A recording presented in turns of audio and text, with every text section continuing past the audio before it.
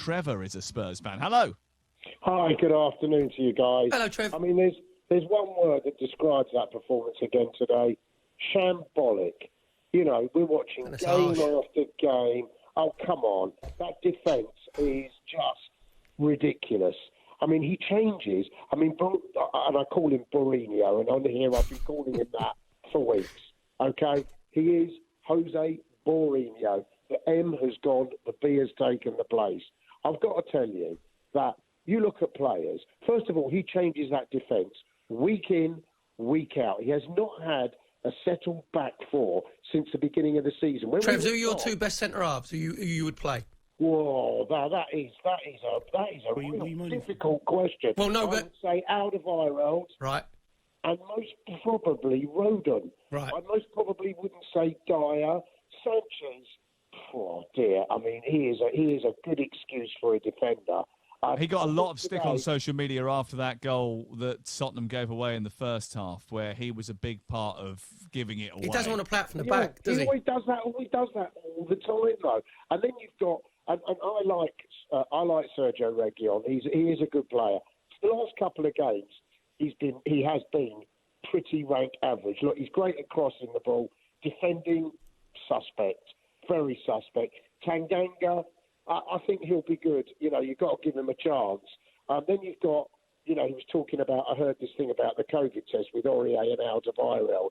But Aurier, another mistake waiting to happen. But if you ask me, who is our best right back, I would say Serge Aurier, because he's made one or two mistakes this season. Apart from that, he's actually been pretty good. He's good at attacking and he's fast and he gets back. But, you know, you've got to take... Mourinho has got to take the blame for this team and the way that we're playing. We have no chance of making that top four. I'm telling you, I'll eat my hat if we make the top four, because we are not good enough. What do you make of the sort of discussion about Alderweireld and Aurier? They weren't selected because they came to training. They were not there in time to take their COVID test, so didn't train on Friday. As a result of that, he didn't think it was worth bringing them, and he asked the question, did we lose matches with them? They've obviously contributed to that as well. So he doesn't think that's a major issue. Do you? Yes, I do, particularly with Alderweireld and in some respects Aurier as well. Look, the thing is any good team has a pretty settled back four. He has changed it, he's mixed it up. You know, he started, you've got to remember, in the midfield, he started this season with Højbjerg and Sissoko.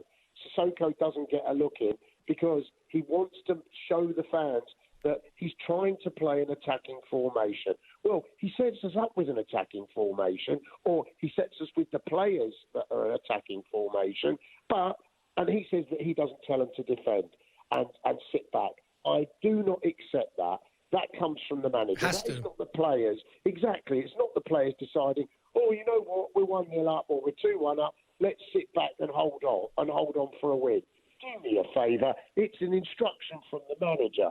And I've been saying it for weeks, the guy, and we're going to have to wait till the end of the season, and basically it'll do us a favour not to get top four, not to win the league. Oh, you can't be...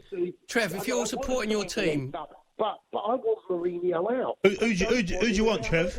Who do you want? Brendan Rodgers. 100%.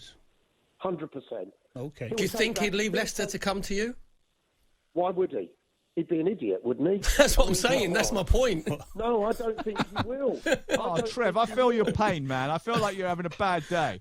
Listen, it's tough, but listen, thanks for calling. We appreciate it. It's a great call. 0871 722 3344. Trevor, the Spurs fan, who I think is very upset about it. You know, he even saying, I want Brendan Rodgers, but why would he be coming to Tottenham, the state that we are in at the moment? I think that's probably a bit of an overstatement. I do think that Brendan might, be tempted by that. Although Leicester is such a well-run club and it's got sort of brilliant players and terrific support that it'd be very difficult for him to leave them.